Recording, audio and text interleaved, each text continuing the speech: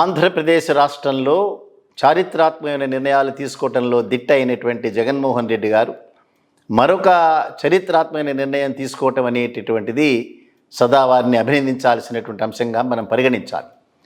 భారతదేశంలో భూముల్ని పంపిణీ చేయటం, ఇళ్ల స్థలాల్ని పంపిణీ చేయటం, ఇళ్ళని కట్టించేయటం అనేటటువంటిది అనేక రాష్ట్రాల్లో అనేక మంది ముఖ్యమంత్రులు చేసినటువంటి కార్యక్రమం మనం చూసాం.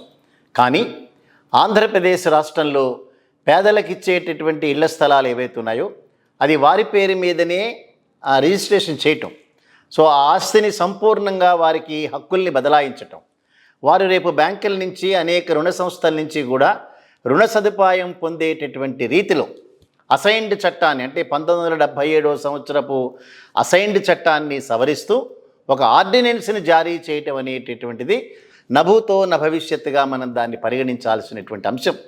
సో పేదల పట్ల వైసీపీ ప్రభుత్వానికి ఉండేటటువంటి కమిట్మెంట్ ఏదైతే ఉందో, పేదలను అందరినీ కూడా సరైనటువంటి ఆర్థికపరమైనటువంటి వారికి అవకాశాన్ని కల్పించాలి అనేటటువంటి నవరత్న పథకాల్లో పేదలందరికీ ఇల్లు అనేటటువంటి ఒక కార్యక్రమం ఏదైతే అండర్టేక్ చేశారో, అదే రకంగా వారు చేసినటువంటి పాదయాత్రలు దగ్గర నుంచి పేదల యొక్క అవస్థలన్నింటినీ కూడా గమనించినటువంటి వ్యక్తిగా మన ప్రభుత్వం వచ్చిన తర్వాత తప్పనిసరిగా వీరందరికీ కూడా కూడు గుడ్డ తిండి ఉండాలి అనేటటువంటి ఒక రకమైనటువంటి కార్యక్రమాన్ని అమలు చేయాలనేటటువంటి తాపత్రయంతో మాత్రమే ఈ అసైన్డ్ భూముల చట్టానికి ఆర్డినెన్స్ని సవరిస్తూ ఆర్డినెన్స్ ఇవ్వటం, దాని రూపంలో దాదాపుగా 32 లక్షల మంది మహిళలందరికీ కూడా వారి పేర్లను రిజిస్ట్రేషన్ చేయటం అనేటటువంటిది, ఆ ఆస్తిని కంప్లీట్గా వారి పక్కన బదలాయించటం అనేటటువంటిది రాష్ట్ర ప్రభుత్వం చేసినటువంటి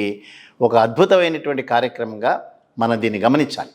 సో దీనిలో వివరాల్లో కనుక మనం వెళ్తే, అసైన్డ్ భూముల చట్టానికి సవరిస్తూ ఒక ఆర్డినెన్స్ జారీ చేయటం అనేటటువంటిది వైఎస్ జగన్మోహన్ రెడ్డి గారి ప్రభుత్వం చేసినటువంటి అనేక వెల్ఫేర్ యాక్టివిటీస్లో చాలా ప్రముఖమైనటువంటి యాక్టివిటీగా మనం దీన్ని గమనించాలి. 29వ తేదీ నుంచి కన్వేయన్స్ డీడ్స్ని జారీ చేయటం, అంటే ఆస్తి పత్రాలు ఏవైతే ఉన్నాయో అవన్నిటిని కూడా పూర్తి హక్కుల్ని బదలాయిస్తూ చేసేటటువంటి ఈ కన్వేయన్స్ డీడ్స్ ఏవైతే ఉన్నాయో ఇవి 29వ తేదీ నుంచి ఆ డీడ్స్ని జారీ చేయాలనేటటువంటి నిర్ణయం తీసుకోవటం అనేటటువంటిది చాలా అభినందించాల్సినటువంటి అంశంగా మనం దాన్ని పరిగణించాలి. అదే రకంగా ఇళ్ల స్థలాలపై పేదలందరికీ కూడా ఒక పూర్తి భరోసా ఇచ్చేటటువంటి కార్యక్రమంగా దీన్ని జగన్మోహన్ రెడ్డి గారి ప్రభుత్వం ప్రెస్టేజియస్గా తీసుకున్నటువంటి వ్యవహారంగా దీన్ని మనం గమనించాలి. సో ఈ వివరాల్లో కనుక వెళ్తే, రాష్ట్రంలో దాదాపుగా 32 లక్షల మంది పైగా ఉండేటటువంటి పేద ప్రజల అందరికీ కూడా, అందులో ముఖ్యంగా మహిళలందరికీ కూడా ఇళ్ల స్థలాలని వారి పేరు మీద రిజిస్ట్రేషన్ చేయడానికి వీలుగా 1977 అసైన్డ్ భూముల చట్టాన్ని రాష్ట్ర ప్రభుత్వం సవరించింది. ఆ మేరకు ఒక ఆర్డినెన్స్ను కూడా జారీ చేయడం జరిగింది. పేదలకు ఇచ్చిన ఇళ్ల స్థలాలని రిజిస్ట్రేషన్ చేసి ఒక ఆస్తిగా వారికి అప్పగించేందుకు ఈ చట్ట సవరణ చేయటమే కాకుండా, నవరత్నాలు పేదలందరికీ ఇల్లు అనేటువంటి కార్యక్రమంలో గ్రామీణ పట్టణ ప్రాంతాల్లో ఉండేటటువంటి పేద ప్రజలందరికీ కూడా వైఎస్ జగన్ ప్రభుత్వం దాదాపు 32 లక్షల ఇళ్ల స్థలాలు ఇవ్వటం, పేదలకు ఒక స్థలాలపై బ్యాంకులు ఆర్థిక సంస్థల నుంచి రుణాలు పొందే అవకాశం కల్పించాలని ఆర్డినెన్స్ ద్వారా నిర్ణయించడం అనేటటువంటిది తప్పనిసరిగా ఒక ముదాహమైన కార్యక్రమంగా మనం భావించాలి. అందులో భాగంగానే ఆ స్థలాలను వారి పేరు మీద రిజిస్ట్రేషన్ చేసి కన్వేయన్స్ డీడ్స్ ఇవ్వాలని నిర్ణయించింది. ఇందుకోసమే అసైన్డ్ భూముల చట్టాన్ని సవరించింది.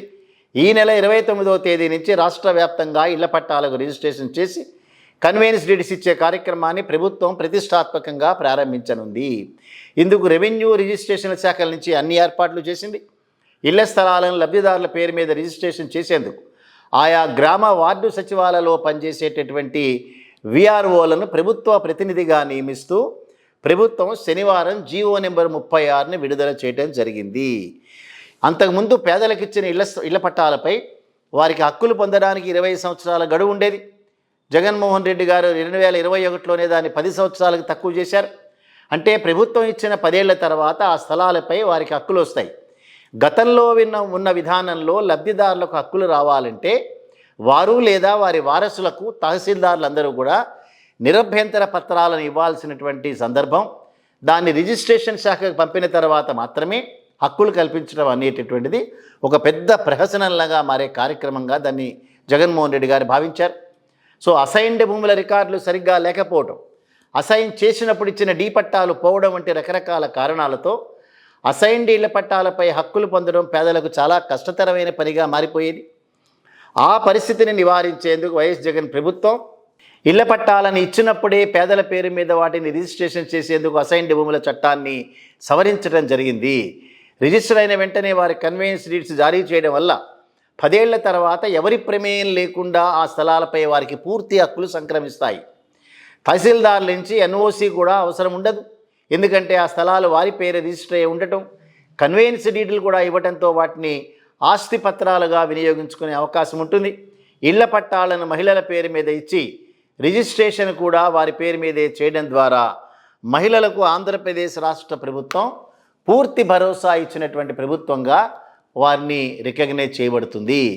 సో మహిళల మీద ఒక ప్రత్యేకమైనటువంటి శ్రద్ధ, ఆర్థికంగా మహిళలు కనుక ముందుకు వెళితే వారి యొక్క కుటుంబాల్లో వారి యొక్క పాత్ర చాలా గణనీయంగా ఉంటుంది. కాబట్టి వారందరూ చాలా ముందుకు వెళ్ళేటటువంటి అవకాశం ఉంటుందని జగన్మోహన్ రెడ్డి గారు తలంచారు. మొన్న జరిగినటువంటి ఓటర్ల లిస్టులో కూడా మనం చూస్తే 4,08,00,000 పైచిలకు ఉండేటటువంటి ఓటర్లలో 2,12,00,000 పైబడే మహిళలు ఉండేటటువంటి ఆంధ్రప్రదేశ్ రాష్ట్రంలో దాదాపుగా 32 లక్షల మంది మహిళలకు ఇళ్ల పట్టాలు ఇవ్వటం, సో ఆ ఇళ్ల స్థలాలన్నీ వారి పేరు మీదనే రిజిస్ట్రేషన్ చేయటం, దానికి సంబంధించినటువంటి 1977 సంవత్సరపు అసైన్డ్ భూముల చట్టాన్ని సవరించటం, సో వారు ఆ స్థలాలలో వారి ఇల్లు కనుక కట్టుకోవాలని అంటే బ్యాంకుల నుంచి కానీ వేరే ఇతర ఫైనాన్షియల్ సంస్థల నుంచి కానీ రుణాన్ని పొందడానికి సంపూర్ణమైనటువంటి హక్కులన్నీ వారికి చెందటం అనేటటువంటిది మునుపు ఎవరు చేసినటువంటి కార్యక్రమంగా మనకి భావించడానికి లేదు. భవిష్యత్తులో కూడా ఎవరు చేయగలిగినటువంటి కార్యక్రమంగా కూడా మనం దీన్ని భావించాల్సినటువంటి అవసరం లేదు. అంచేత 32 లక్షల మంది మహిళలు, 32 లక్షల మంది వారి భర్తలు, అదే రకంగా వారి కుటుంబంలో ఉండేటటువంటి మరొక 32 లక్షలు అంటే దాదాపుగా 1 కోటి మంది ప్రజలందరూ కూడా, వీళ్ళందరూ కూడా పేద వర్గాలకు సంబంధించినటువంటి వ్యక్తులు, వెనుకబడిన వర్గాలకు సంబంధించినటువంటి వ్యక్తులు, అదే రకంగా నిమ్న వర్గాలు, అల్ప ఆదాయ వర్గాలు, అదే రకంగా ఉన్నత వర్గాల్లో కూడా ఉండేటటువంటి పేద వర్గాల్లో ఉండేటటువంటి మహిళలు వీళ్ళందరూ కూడా, సో వారి యొక్క ఆర్థిక పరిస్థితిని 15 లక్షల రూపాయల వర్త్ ఉండేటటువంటి ఇళ్ల స్థలాలను వారి పేరు మీద రిజిస్ట్రేషన్ చేసినటువంటి ప్రభుత్వంగా జగన్మోహన్ రెడ్డి గారిని ప్రత్యేకంగా అభినందించాలి. ఏవైనప్పటికీ కూడా ప్రతి ఒక్క వ్యక్తికి కూడా సరైనటువంటి తిండి, సరైనటువంటి గుడ్డ, సరైనటువంటి గూడు ఉండాలి అనేటటువంటి అంబేద్కర్ లాంటి మహనీయుడు చెప్పినటువంటి మాటలు, వారు రచించినటువంటి రాజ్యాంగంలో భారతదేశంలో ఉండేటటువంటి అందరూ ప్రజలు కూడా రాజ్యాంగం ముందు సమానులే, ప్రభుత్వాల ముందు సమానులే అనేటటువంటి వారి యొక్క ఆశయాలకి, ఆలోచనలకి అనువుగా వైఎస్ జగన్మోహన్ రెడ్డి గారు వేసేటటువంటి ప్రతి అడుగు కూడా ఆ రూపంలోనే వెళ్తోందనేటటువంటిది తప్పనిసరిగా మనం చెప్పాలి. ఏవైనప్పటికీ కూడా మానవ వనరుల అభివృద్ధిని ధ్యేయంగా పెట్టుకుని వారికి ఇంగ్లీష్ మీడియం చదువులు చదివిపిస్తూ, సో వారు చేసేటటువంటి కార్యక్రమాలన్నీ కూడా భవిష్యత్తులో తప్పనిసరిగా ఆంధ్రప్రదేశ్ రాష్ట్రాన్ని ప్రపంచంలోనే ఒక పేరెన్నికైన రాష్ట్రంగా నిలబెడుతున్నంతలో ఎక్కడా కూడా ఏ రకమైనటువంటి అతిశయోక్తి కాదు ఇది. చూద్దాం రాబోయేటటువంటి రోజుల్లో ఆంధ్రప్రదేశ్ రాష్ట్ర ప్రజలు మరిన్ని సంక్షేమ కార్యక్రమాలు జగన్మోహన్ రెడ్డి గారి ద్వారా తీసుకుని వారి యొక్క అభివృద్ధి అనేటటువంటిది, ఆర్థికపరమైన అభివృద్ధి మనం ప్రత్యక్షంగా చాలా చక్కగా వారు పరిణతి చెందిన వ్యక్తులుగా ముందుకు వెళ్తుంటే చూసి ఆనందించాల్సిన వ్యక్తులుగా మనం కూడా ఉంటామనేటటువంటి దాంట్లో ఎక్కడా కూడా ఆశ్చర్యం లేని విషయం.